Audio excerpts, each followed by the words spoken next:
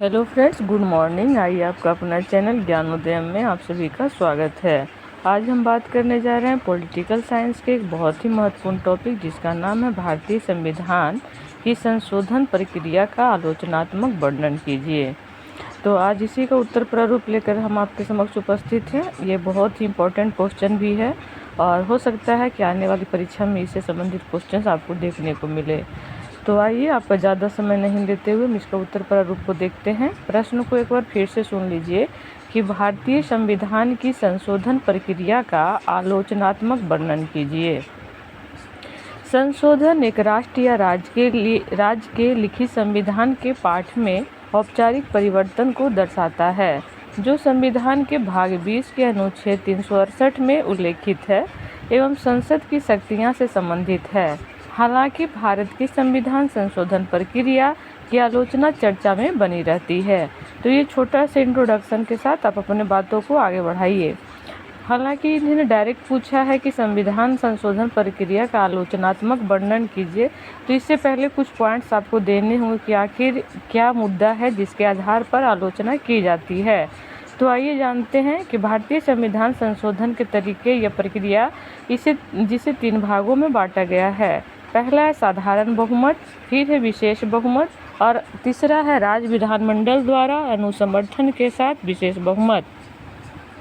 अब हम इन तीनों में से बारी बारी से जानना चाहेंगे कि किस बहुमत के आधार के अंतर्गत कौन कौन सी बातों को सम्मिलित किया गया है। तो हालांकि साधारण बहुमत और विशेष बहुमत के अंतर्गत तो बहुत चीज़ों को शामिल किया गया है, लेकिन हम चुनिंदा मुद्दों को लेकर के ही आपके समक्ष उपस्थित है जिस पर हमेशा वाद विवाद की बातें बनी रहती है और आलोचना की जाती है। तो सबसे पहले हम जानते हैं साधारण बहुमत के बारे में। तो साधारण बहुमत के अंतर्गत नए राज्यों के प्रवेश, संसद में कोरम, विशेषाधिकार, सर्वोच्च न्यायालय में न्यायाधीशों की संख्या। अभी आज अगर आपने पेपर पढ़ा होगा तो देखे होंगे आज का इंग्लिश पेपर में कॉलेजियम सिस्टम को लेकर के बहुत प्रमुखता से खबर छपी है। तो इसमें साधारण बहुमत के अंतर्गत ही आता है कि सर्वोच्च न्यायालय में न्यायाधीशों की संख्या, नागरिकता का अधिग्रहण तथा समाप्ति।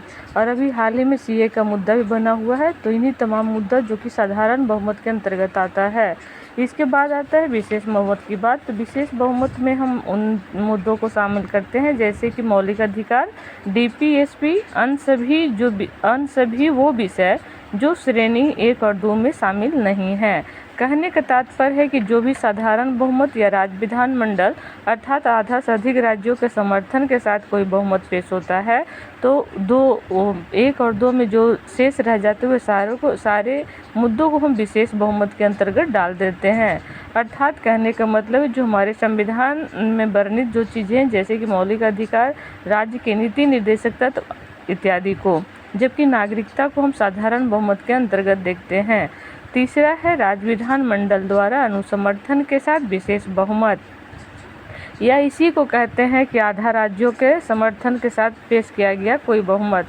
तो इसके अंतर्गत आता है सुप्रीम कोर्ट व हाई कोर्ट के मसले, संघ और राज्यों के बीच विभागीय और कार्यकारी शक्तियाँ, संसद में राज्यों के प्रतिनिधित्व का सवाल।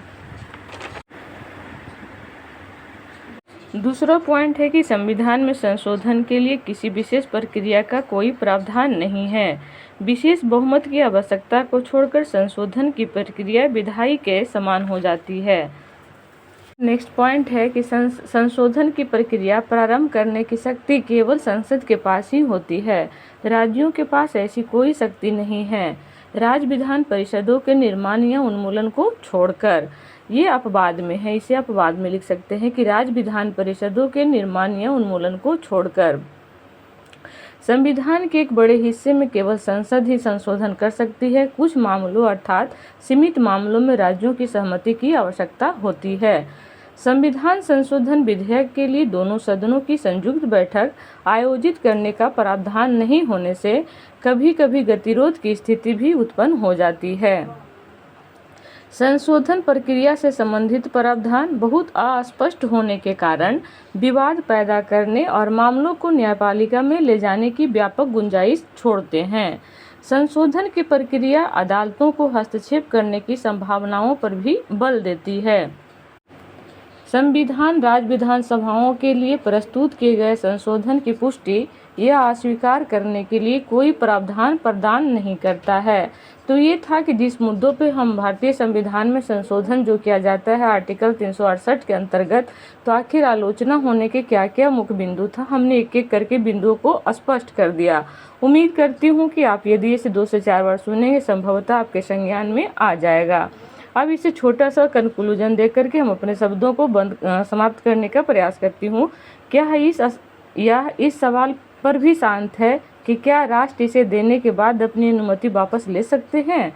तो आइए, समग्रता कहा जा सकता है कि भारतीय संविधान को संशोधन की प्रक्रिया देश के कानूनी ढांचे को बदलती सामाजिक जरूरतों और परिस्थितियों के अनुकूल बनाए रखने के लिए महत्वपूर्ण है।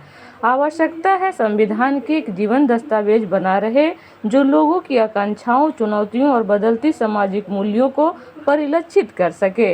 एक बार और कंक्लूजन को आप लोग अच्छे से सुने कि समग्रता कहा जा सकता है कि भारतीय संविधान को संशोधन की प्रक्रिया देश के कानूनी ढांचे को बदलती सामाजिक जरूरतों और परिस्थितियों के अनुकूल बनाए रखने के लिए महत्वपूर्ण है। आवश्यकता है संविधान के एक जीवन दस्तावेज बना रहे जो लोगों की आकांक्षाओं, चुनौतियों और सामाजिक मूल्यों को परिलक्षित कर सके।